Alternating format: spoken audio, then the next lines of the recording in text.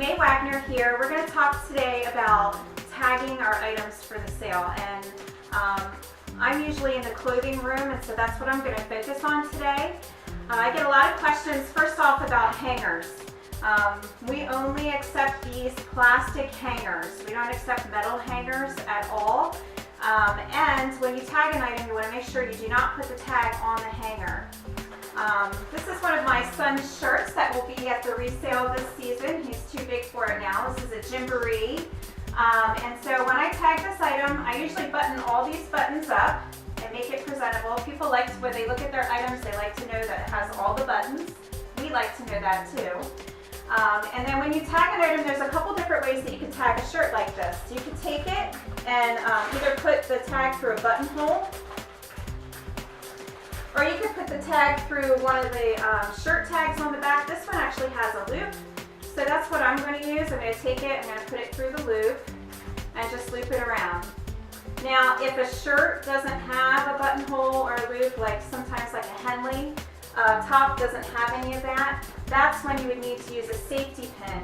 And make sure that when you pin your shirt, that you're pinning it to the shirt, not through the hanger. You don't want your item pinned to the hanger.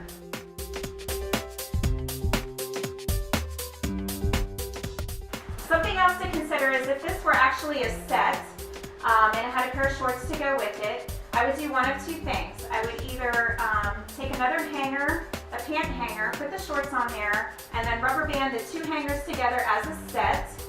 And when you do that, you want to make sure that you actually take a clothing pin and put it through the shorts and the shirt, so that if the shirt were to fall off the hanger, we know that that's still part of a set and that belongs to you. The other way to do it, and my least favorite way, is some people take the shorts and they pin them to the shirt and hang them together.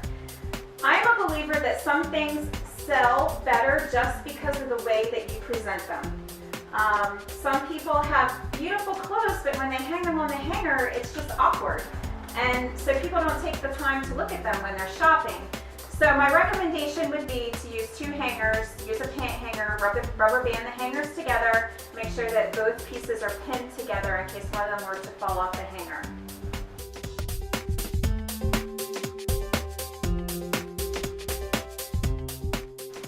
So then I have a pair of shorts. These are swim trunks, and these will be at the resale as well this spring. When we hang something on a hanger, we want to make sure that it makes a question mark. The top of the hanger needs to face in that direction. Just like when I did this shirt, it looks like a question mark. So this is the front of the hanger. So when I do my shorts, I want to do the same thing. I want to take it and put it on there.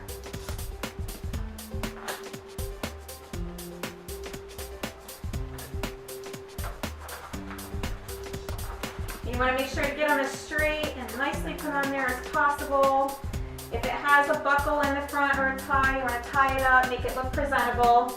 Now these actually have, nope, they don't. They don't have belt loops. So what I would do in this situation is I would either tie this really tight and then put my tag through that, or I would take a safety pin and put my tag on the side of it.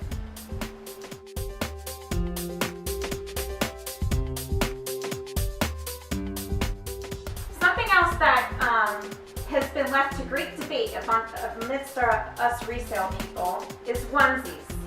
My personal opinion on a onesie is that I would like to see it hung on a hanger. So I would take a pant hanger, and you can even put 2 or 3 onesies together on a pant hanger and hang it like that, and it can hang right in the size clothing with everything else. So if someone is shopping for 0 to 3 clothing, the 0 to 3 onesies will be right there. And what I like about this is you can see it. You can see if there's any stains on the onesies. You can look at the back of the onesies, make sure all of the snaps work, nothing is ripped or torn. Whereas some people take their onesies and they'll group them together, and they'll fold 2 or 3 of them together and put them in a Ziploc bag like this, which it's totally acceptable to do that.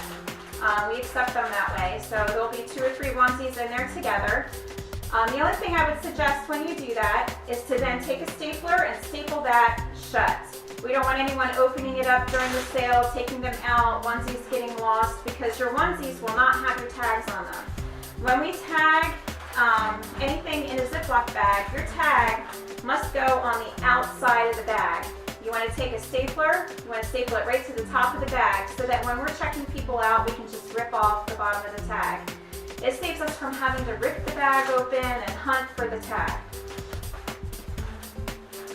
Another item that some may view not as a clothing item, but we do put them in the clothing room.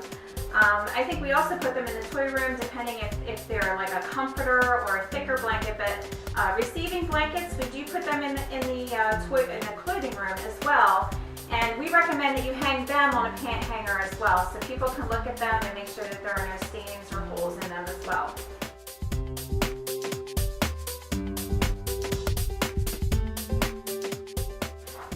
Shoes. This is a pair of basketball shoes that we bought for my son back in September. And when he went to play basketball in January, they didn't fit right. Now, if you know anything about my kids, and probably yours, they have to be just right, just perfect. So, they're going to be in the resale. When you're doing shoes, there's a couple different ways you can do them. You can either, these have Velcro on them, so you can Velcro them together. I've done that before just to keep them together. So you can go like this and cross Velcro them. It's a little messier that way, especially little kids that all they have is Velcro on them. Sometimes that's the only way you can do it. You can whip the Velcro together, or you can take them and tie them with the shoestrings. And of course, my son has a double knot in here right now because that's how he takes his shoes off. So when you tie them together by the shoestrings, and then you can also loop your tag right through the shoestrings if they're knotted together. So you just take them, and I just usually go like that.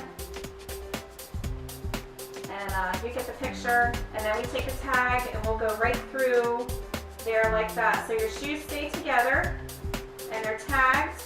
Tag is easily accessible, and then they're all ready for the sale. Now, if you have a pair of shoes that don't have laces, they don't have Velcro, one thing that you could do, if they're small enough, you could take a Ziploc baggie and put them inside the Ziploc baggie, staple the Ziploc baggie shut, and then put your tag on the outside.